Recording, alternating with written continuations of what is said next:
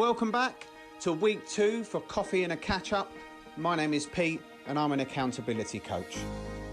With the world reopening and now able to see 6 of your friends at a barbecue outside, adhering of course to social distancing, and a few more shops beginning to open their doors, it's time to put on your clothes and get outside.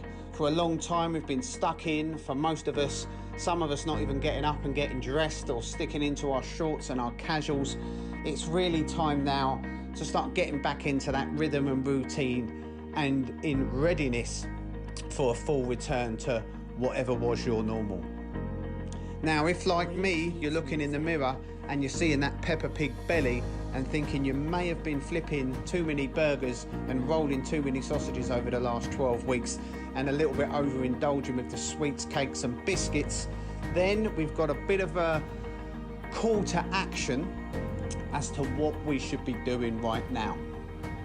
I know that personally, as I entered and put my suit back on, that suit will not be the suit that I'm wearing due to the fact that it simply doesn't fit.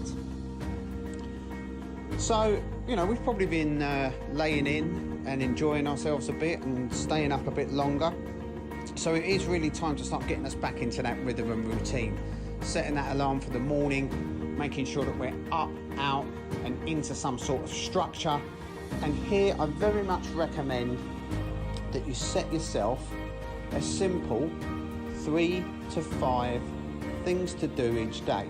Now, these are your personal must-dos. So not things to do, should do, could do, want to do, even someone else has asked you to do. These are your absolutely must-dos. Now, first things first, let's get it out of the grey matter and get them onto pen and paper. So jot them down at the beginning of the day and make sure that your goals are both stretching enough to be outside of the comfort zone, because that's where the work is done, but at the same time, let's not try and climb mountains right away. Let's start every journey with a single step and make sure we're heading in a positive direction. So for me, that first goal is going to have to be to address the weight loss. Now, it's all very well writing down weight loss.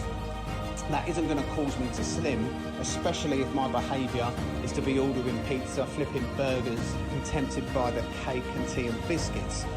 So we have to start aligning our behaviours with our goals. And what I mean specifically by this is that we're going to need to download that app, that free app potentially. There's loads out there, the calorie counter. We're going to need to start planning the meals in advance, breakfast, lunch and dinner, so that will avoid snacking in between and we know what meal is coming next. To control the type of food that we're eating, to make sure we're getting a good balance of meat and veg.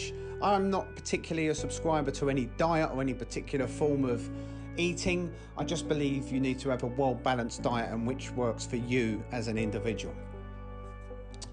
So I also think that with dieting, what tends to happen is we all get madly motivated in the beginning when we see that big belly, or we're motivated to fit into a certain thing, whether that be our work uniform or that dress, etc., whichever. But that type of motivation won't keep us going. It will get us started, but then as soon as we're tempted by maybe a pizza date or a barbecue with friends, we're going to be eager to get outside and get involved. So we're going to really have to execute what is the largest key to success within any goal attainment, and that is to apply simple discipline. So by being organised, structured, owning your goal by writing it down, being detailed, ensuring that there is a plan, you are now beginning the process of holding yourself accountable. Now, there's a few other top tips here, which is you've got to give yourself a little bit of gratification. So at the end of each day, when you've achieved your 3 to 5 things to do, make sure you're scoring them off, patting yourself on the back and giving yourself a bit of oxytocin and feel-good feelings so that you know you're making that progress. So whether it was you plan to eat these specific 3 meals and you only ate those specific 3 meals, well done. Congratulations. That in itself is an achievement. You didn't get tempted by the biscuits.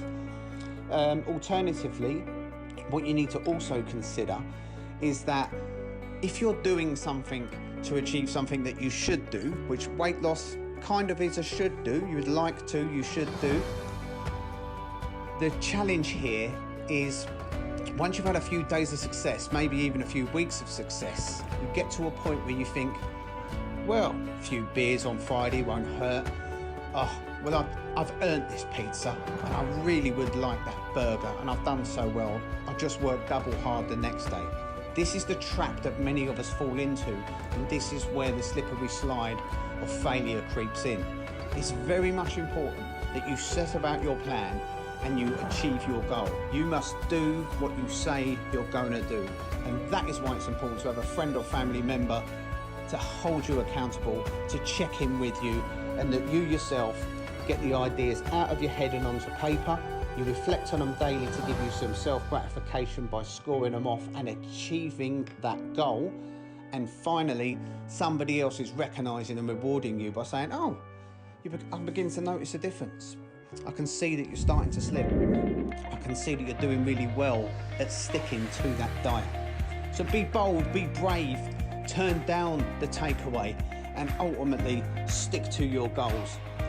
Of course, for anything more in depth, like life purpose, career direction, maybe you want to simply just be a better self or be a better you, then get in touch today. My name is Pete and you can catch me at smeltthatcoffee.co.uk. It's time to wake up, it's time to make a change, it's time to be your best self. Take care as always, stay safe. Look forward to speaking to you all again next week.